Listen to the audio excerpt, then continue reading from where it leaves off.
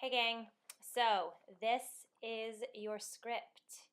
This is going to be a short tutorial on how to take care of your script and how to get your script set up so that we don't have any confusion. So this year we're trying something really cool, and we are going to have it be double-sided, which is not something I usually do because I want to leave you guys room to write. But this time, as you can see, what I did is I scrunched it over into the one corner so you have all this white space along the top and the bottom with which to write. So you can do anything that you want there.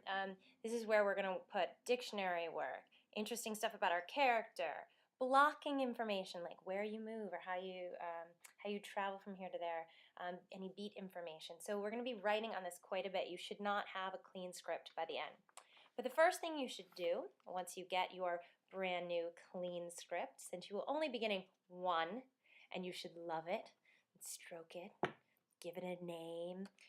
It's like your new pet. You're going to keep it with you all the time. So you, to be a prepared actor, should always have your script, always, even after we're off book, always have your script, something to write with,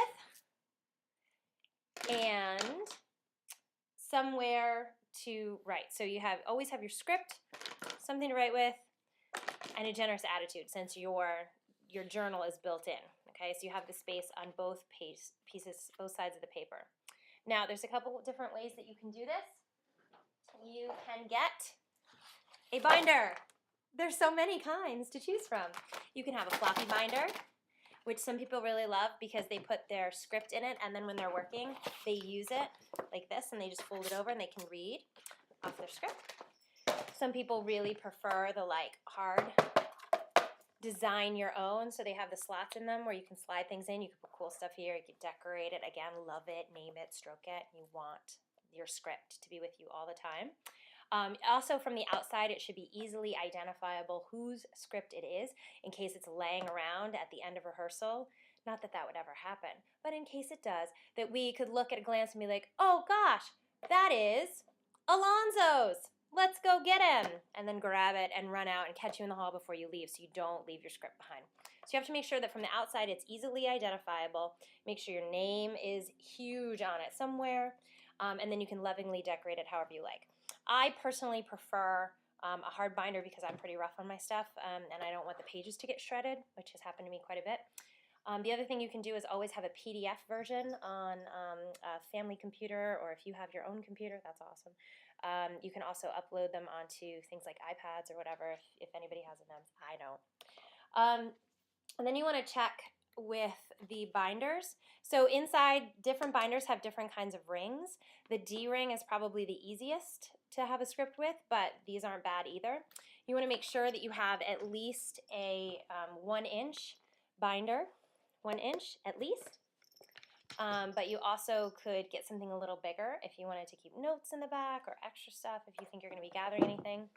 You will need a hole punch. I suggest an industrial one like this one because it's awesome and it'll go through a lot, so you have to do like 3 pages at a time. There are also industrial hole punches at the school if you would like to use those. The other thing that you should always have, like I said earlier, something to write with. Now, yes, you should always have a pencil. You can even bring unsharpened pencils like these because we, at the school, in the rehearsals, will always have things that you can use to sharpen. But if you want to be super prepared, you can open up your stage management kit or your actor kit, and you can dig around and say, oh, look, here's a cute little pencil sharpener with a unicorn on it. I could use that.